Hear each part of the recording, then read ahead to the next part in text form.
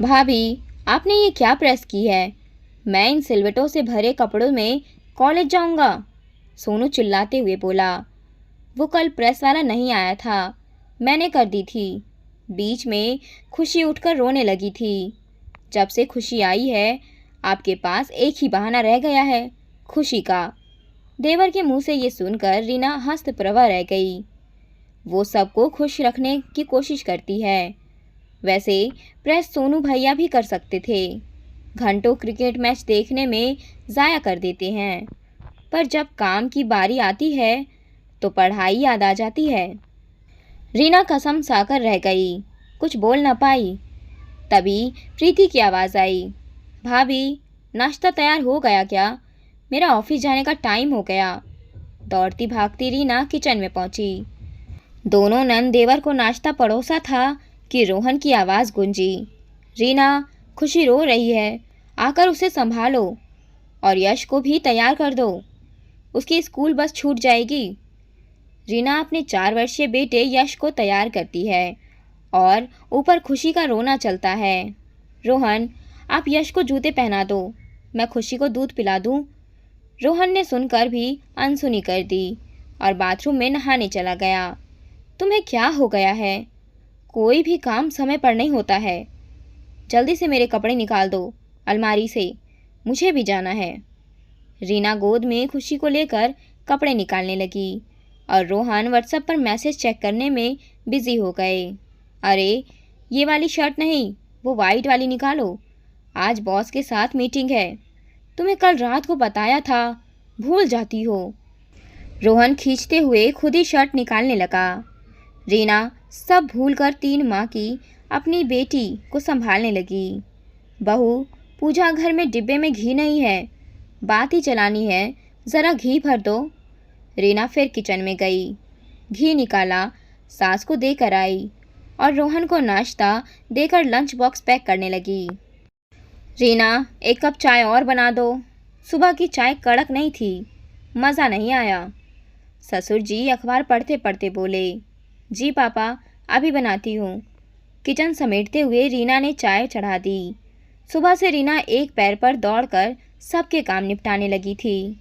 इधर नई माँ बनी थी, बच्चे को दूध पिलाते ही उसे भूख लगने लगी। सास ससुर ने अभी नाश्ता नहीं किया, वो कैसे कर ले? उसे कुछ समझ नहीं आ रहा था। ये भी कोई कानून हुआ, बहू को भूख लगती रहे पर सास ससुर ने खाया नहीं, इसलिए वो भी भूखी रहे। फिर सास ससुर को एक उम्र बाद भूख कम लगती है, वो तो सुबह से लग जाती है।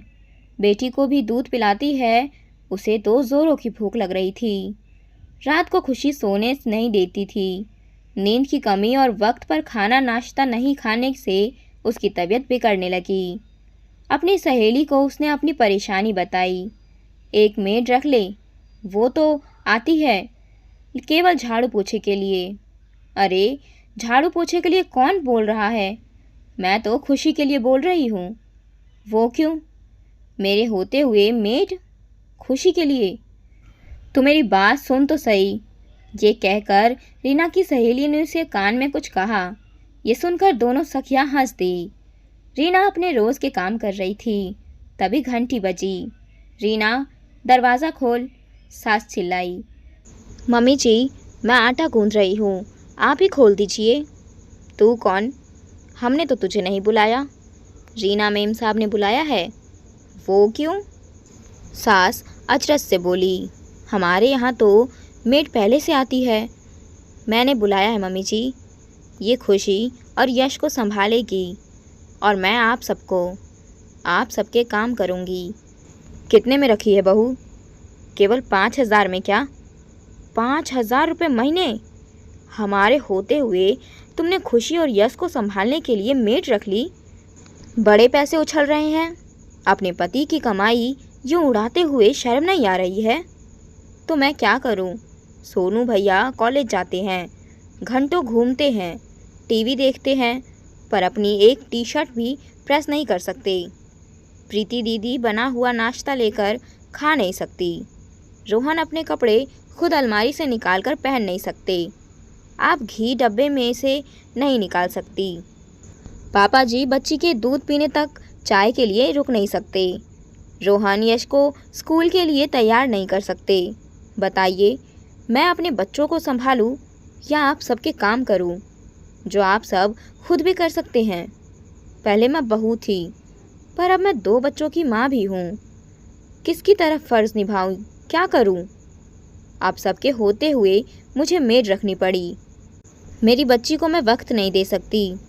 आप सब भी बिज़ी हैं, तो रोती हुई बच्ची को कौन चुप कराए?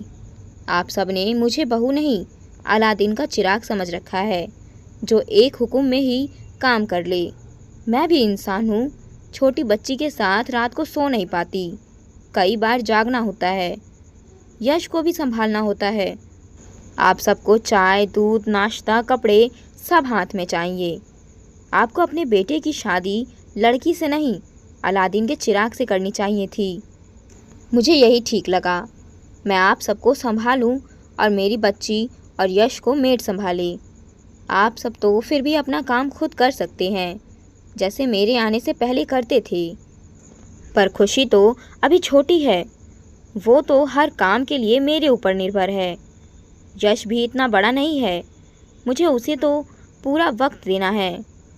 मैं कोई अलादीन का चिराग नहीं हूँ, जो बस हुक्म देते ही हर काम के लिए हाजिर हो जाऊँ। मम्मी जी, घर सबका है, तो काम अकेली बहू ही क्यों करे? सबकी जिम्मेदारी बनती है, सबका फ़र्ज़ बनता है। बहू के आते ही सारे काम उस पर डाल देना क्या ठीक है?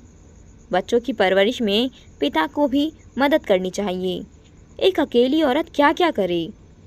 आप बहू को रानी बनाकर लाते हैं, गहने, कपड़े, मेकअप के सामानों से उसकी गोद भर देते हैं, पर बाद में वो काम करती हुई नौकरानी बनकर रह जाती है। सबको लगता है बस एक ही आवाज़ में बहू हर काम कर दे, कभी ना नुकुर ना करे, सिर झुकाए, सबका हुक्म मानती रहे। जब बेटी भूख लगने पर पहले खा सकती है, तो बहू पर भी रोक नहीं होनी चाहिए। उसे भी दर्द होता है, उसे भी भूख लगती है, उसे भी नींद आती है। वो भी एक माँ है, उसका भी कभी कभी जल्दी उठकर काम करने का मन नहीं करता है। आखिर में वो भी इंसान है। कहते कहते रीना चुप हो गई। सब खामोश चुपचाप खड़े थे। सबको अपनी गलती का एहसास हुआ। सास ने सुबह किचन में हाथ बटाना शुरू कर दिया। थोड़ी बहुत घर की जिम्मेदारी संभाल ली। ननद देवर अपना काम खुद करने लगे। रोहन ने यश को तैयार करने से लेकर बस स्टॉप छोड़ने तक का जिम्मा ले लिया। दूसरे दिन ही मेड हटा ली। रीना अपनी बच्ची खुशी और यश को अच्छे से परवरिश करने लगी। रीना ने अपनी सहेली को फ़ोन पर धन्यवाद कहा।